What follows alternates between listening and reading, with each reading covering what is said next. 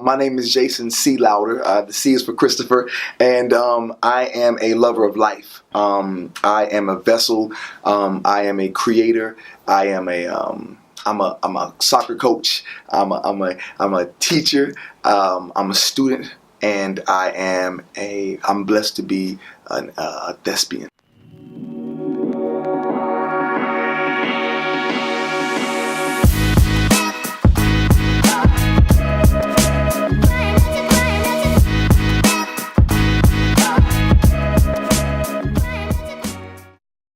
And then many more. I'm a son, a brother, a cousin, a nephew. I'm all that. I'm all that. I'm an enigma. So yeah, I'm an enigma. Acting found me. In 2009, my best friend, Quam Scott, you know what I'm saying, he called me and was like, hey man, you say you want to be an actor? I was like, not really, bro. He was like, yo, they having an audition at Georgia State. You should go. I was like, all right, soccer practice just wrapped up. I'm going to go to this audition. I got there, green as a turnip. They were like, here, your sides. I was like, what am I supposed to do? She was like, okay, I got it. Take these, go learn these, come back, we'll call you in. Went, read the sides, was like, whoa, this is real. Got into the room, started reading with the director, the writer, and it became something bigger than me. I was like, yo, what are we doing right now? And once that happened, the next director said, hey, can you read mine? I said, yeah. Next director said, can you read mine? I said, yeah. Can you read mine? Yeah. And the professor, Dr. Shirley Holmes, she called me and was like, Jason, you got cast in all of them, but I'm not going to let you do that because clearly you never acted before. You can pick two. I picked two powerful pieces and fell in love. And so that's how the acting bug bit me, and that's how acting found me. And from there, it's been a love affair. I was like, yo, what can I get more of this? So I was in a play every month. I was taking classes after classes. I was going to class. I was like, yo, what is this? And then I started to begin to really crunch down. My students were helping me do I was a teacher prior to acting. My students were helping me learn my lines. And eventually, I was blessed to be able to just go fly free and pursue this thing professionally for life. So the love affair is still going on. With film hit me after someone called me and said, hey, do you have an agent? And I was like, no. It was after a stage play. I was like, no. Do you want an agent? Absolutely. Help me get an agent. I've been with them since day one, since they signed me in 2014. 5-year marriage. So yeah, but started doing some student films and was like, oh my God, the camera has a whole nother perspective. The stage, I love the stage, but the camera is intimate and subtle. So that's when I began to fall in love with that process. And I just love the craft, man. I love the craft. So falling in love with story has really gotten me to the point where I was like, you know what?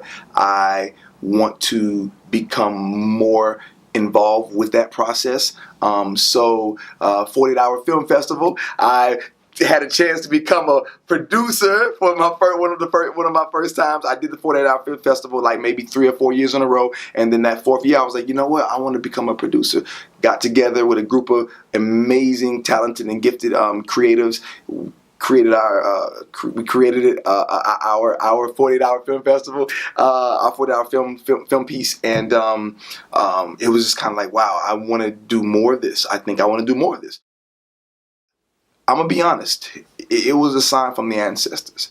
So I woke up one night and I had a nightmare, premonition, dream. I don't know whatever you want to call it, but it was a mother, and she was a black mom, and she was spanking her daughter like incessantly, like to the point to where the daughter began to like bleed and have webs on her. And at the same time, it was an image that appeared of a slave master whipping a slave, and those two images were in my head at the same time. And I woke up and I was like, whoa, what's the difference? Couldn't answer the question, so I said, okay, whoa, okay, I want to explore more into that. I was talking to a couple of more creators and said, hey man, nobody's doing 60-second shorts on Instagram. Everybody's doing comedy, but nobody's doing 60-second dramas. I'll put it like that. And so I was like, I want to do 60-second dramas. And then we were like, yes, we should do 60-second dramas. So we got together. They were like, okay, let's get together. So we got together. We had a amazing brainstorming session. And from there, we said, well, what do we want to talk about? From all the conversation, we came to the conclusion that we want to talk about post-traumatic slave syndrome. And from that point, we began to study and find out who Dr. Joy DeGruy was. And as this journey continued, as this creative process continued, we had another meeting, and it has evolved into 15-minute short films that address post-traumatic slave syndrome thematically, but we're telling them from different vantage points, different genres. So the series is called Sour Milk, and it's an auteur's anthology and movie mixtape. So we have 16 of the most amazing writers, directors, producers, DPs. I said, man, I've been working with these people this entire time, and I want to do something that we can all come together collectively and we can tell our stories, because we don't become empowered until we begin to tell our own stories and start to say what it is, say why we matter. So that's what Sour Milk is. It truly is an opportunity for us to heal through film. I'm still learning the voices, how to voice these different people. I'm not going to say characters, because these are people who are living experiences, and I'm being a vessel to be able to tell their story as well, right? So inside of that, being honest, being truthful, and being transparent.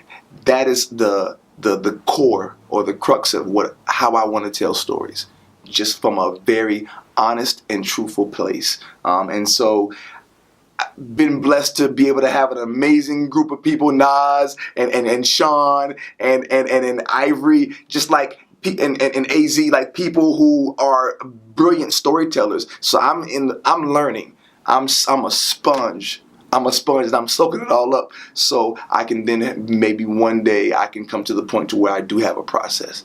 That's my desire. My father said, you have to be the change that you want to see.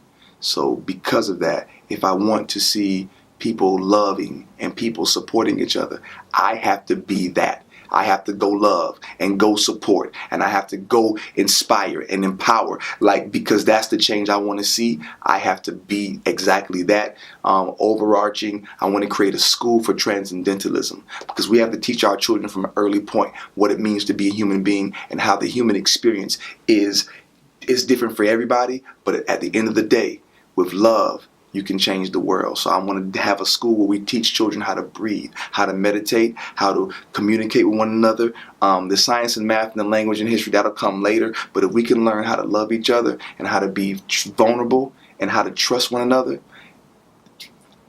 that's my desire for the world. Trust yourself.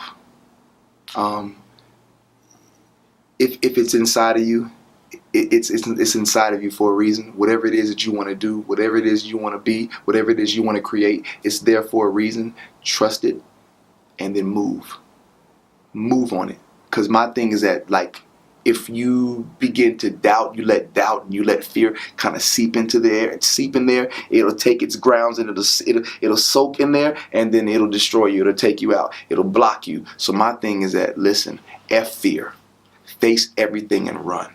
That's my sister Tonda Lindsay. She wrote a book, and I was like, whoa, that's it. So there is no face everything and run. I'll say that because you are here for a purpose, and we need you. So let your light shine.